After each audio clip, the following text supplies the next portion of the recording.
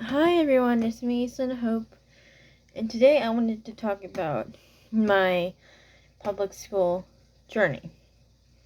Now, this is kind of a long story, so I'm going to put it into parts. Probably would make a 2 or 3 part series of this. Um, Hopefully just 2 parts, but if I need a part 3, then I will make a part 3. It just depends on how much time I use on this camera, because I can only upload 15 minutes of video on my YouTube because my YouTube is so small. Okay, I'm gonna stop rambling because I'm almost got the 1 minute mark, and I just talked about my mini series. But I wanted to talk about my public school journey. Now, I went to elementary school, public school, um, with not a lot of issues like any other kid. But when I got to middle school, that's when I really struggled. And what I mean by really struggled, I was bullied really badly. Like, when I first started going, um, kids would tease me about my disability. I've talked about my disability before, so I'm gonna leave a link down below in the comments talking about my disability backstory. But if you've already seen it, then I guess you don't need a backstory because I've talked about it a few times on this channel. But um, then it got worse as time progressed. It got physical, and it got to a point where I would come home crying every day to my parents because kids would pick on me and hit me even. Um, Now you're probably wondering, Selena, did you go to your teachers? What happened? How did the teachers react if you told them? Well, it's simple. Not a thing. And I know that's hard. That seems hard to believe, but not a whole lot of people in the school was treating me right. Even the teachers. When I tried to tell them that I was being bullied and that there were kids kicking and hitting me in my right arm that is weak and kicking me in my bad leg, and causing bruises. Like, it got to a point where I got bruises, and when I tried to tell the teacher what was going on, um, they did nothing. They didn't believe me, and some of them would even go as far as saying, "Is it really that bad? I think you're being dramatic."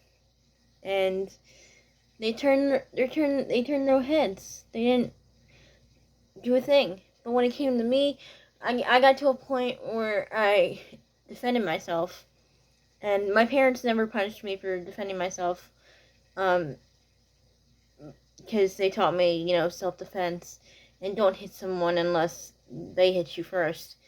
Um, so I did that, and I'm gonna tell you what happened. I kid you not, every time I tried to push a kid off of me, and I told them to leave me alone, guess what happened? The teacher stepped in and punished me.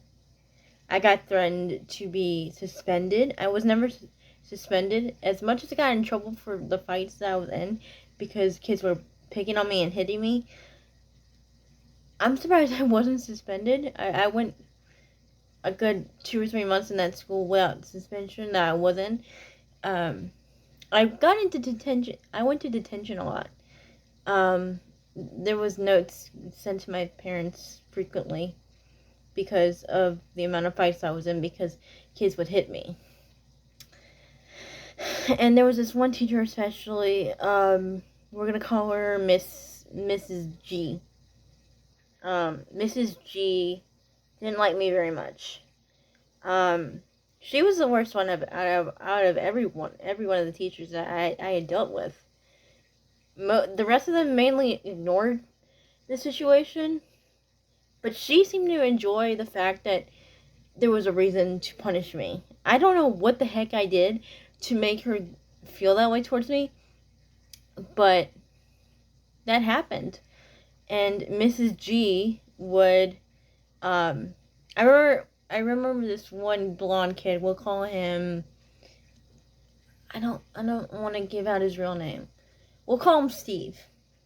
And Steve had especially liked to kick my bad leg under desks. Like, if I was sitting a certain way and the teacher was, like, turned, he would kick my bad leg because no one could see me getting hurt. And there was one time where I punched him in the arm hard. And she fussed at me, and she sent a note home to my mom and dad, and I got detention for it because of violence and all. Even though I complained to her many times before that this kid was doing all these, like, rude, nasty stuff to me, and she didn't do a thing about it. She didn't believe me.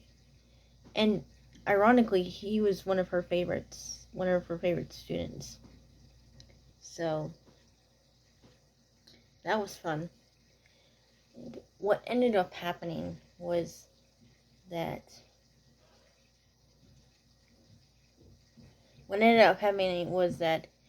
I got pulled out to homeschooling really quickly, and I continued homeschooling up until I graduated, although there was a period where I went back to public school, but that was in 9th grade, and that's for part 2. And then I'm going to get more into detail with what happened in 9th grade. I ended up going back to homeschooling during my freshman year in high school, and I'm going to get into that in part 2. So, stay tuned for part 2.